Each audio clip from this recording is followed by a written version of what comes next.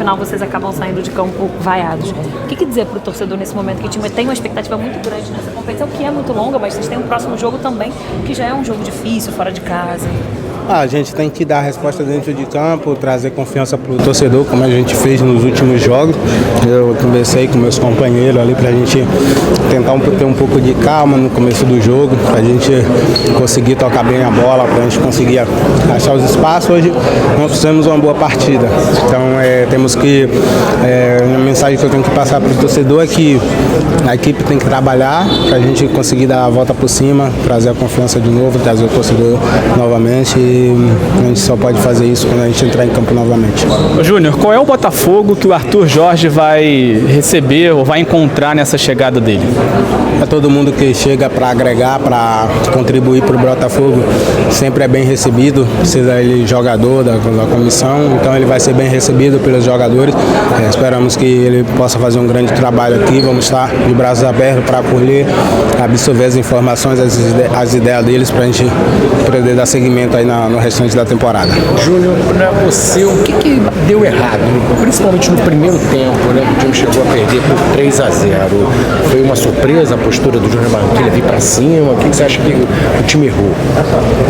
Como eu falei e falo sempre, quando o coletivo vai bem, o individual ele sobressai. Isso vale tanto quando a gente joga bem, quanto a gente não consegue jogar bem. Então, como eu falo, quando eu faço o gol lá, o Tiquinho faz ou qualquer outro jogador faz, a gente sai com a vitória, todo o grupo, todo mundo se empenha, todo mundo tem o seu papel, todo mundo é importante. E a mesma coisa acontece quando a gente não vai bem, quando a gente não consegue a vitória. A gente não fez um bom jogo, temos que reconhecer isso, trabalhar todo o grupo, e quando a gente coletivamente for bem, individual, de cada um temos grandes jogadores, com certeza vai aparecer. Isso consequentemente, temos que trabalhar, temos um grupo unido e vamos dar a volta por cima.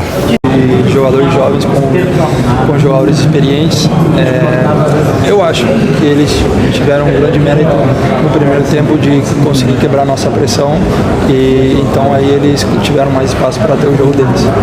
Gatito, o estádio Milton Santos estava lotado, a torcida voltou a lotar o estádio depois de algum tempo, todos muito empolgados com essa volta depois de 7 anos da fase de grupos, e o Botafogo acabou se surpreendendo, né, com esse resultado, um 3-1 no primeiro tempo, com certeza a torcida não esperava. O que falar para esse torcedor que veio tão animado aqui ao estádio e que viu esse tipo de derrota, para que o Botafogo continue contando com o apoio deles? Do mesmo jeito que nossa torcida está triste, nós também tínhamos preparado esse jogo com bastante tempo, então a gente sai bastante decepcionado com o resultado de hoje, é igual a nossa torcida, mas do mesmo jeito que ele vem nos acompanhando, vem torcendo por nós, essa remontada que a gente tem de vários jogos invictos, também é um momento de estar junto. O primeiro jogo da fase de grupo, sabíamos que ia ser um jogo difícil, e continuar trabalhando, buscar o próximo jogo, que seria lá em Equador, para a gente.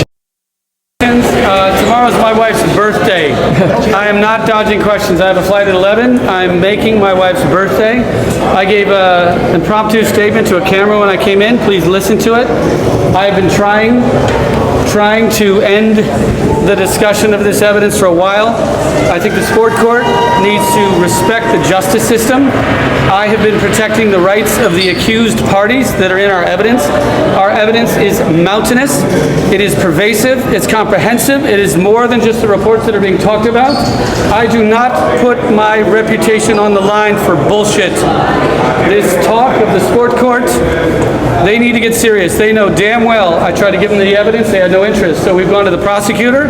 I had a wonderful meeting with the police today. Thank goodness we had that time. It's a lot to understand. This type of thing in football, this is the old way.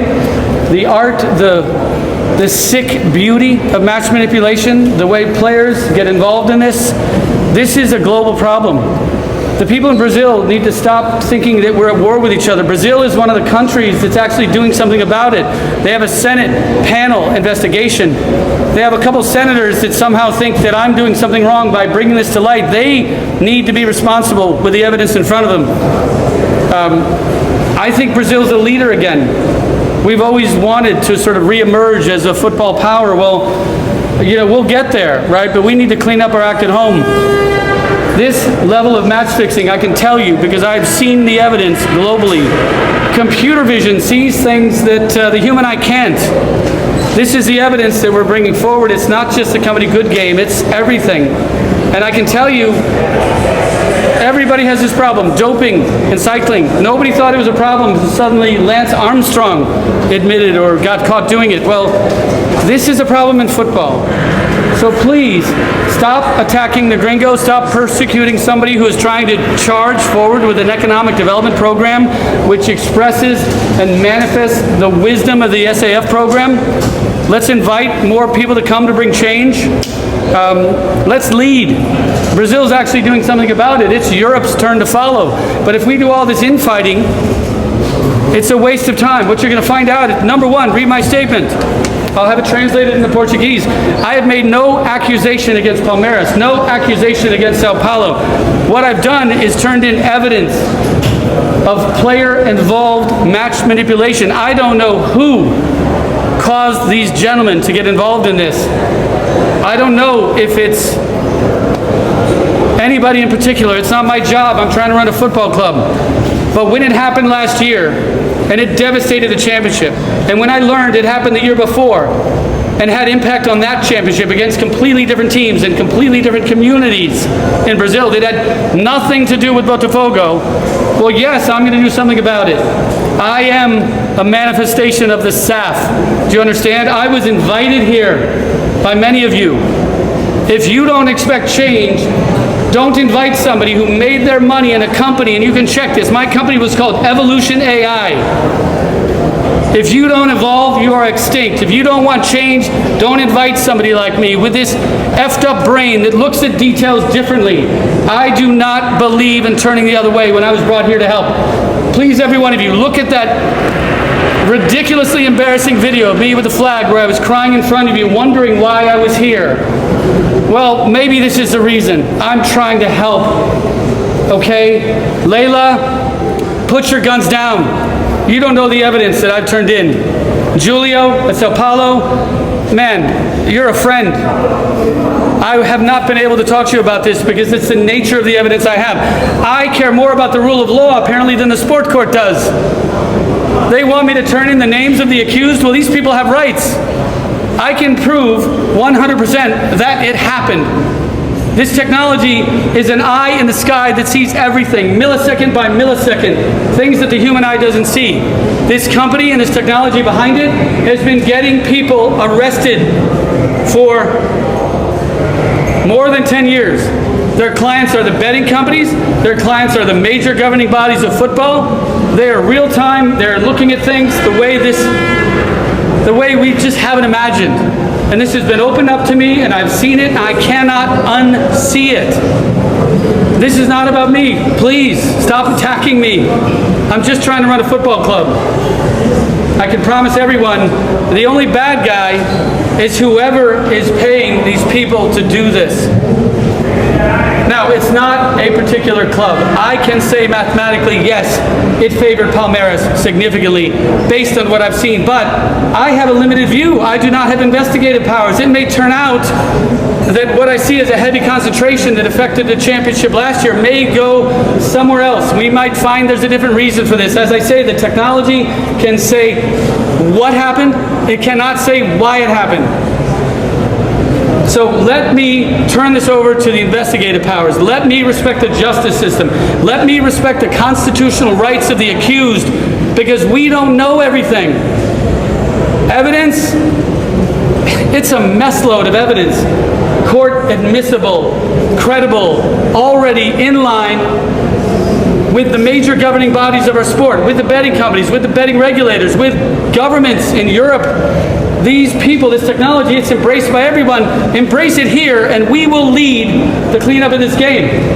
Because the eye in the sky sees everything. If you're a referee, one of the few that is involved in this, and we do have our ideas, If you're one of the players that we can prove was involved in this, if you're somebody that is trying to think about doing this again, there is a machine that is watching every millisecond of your normal behavior. And the moment you step out of line by intention, with what we know of you as a player and what we know of the reactions to you in situations, the moment you step out of line, you will be seen.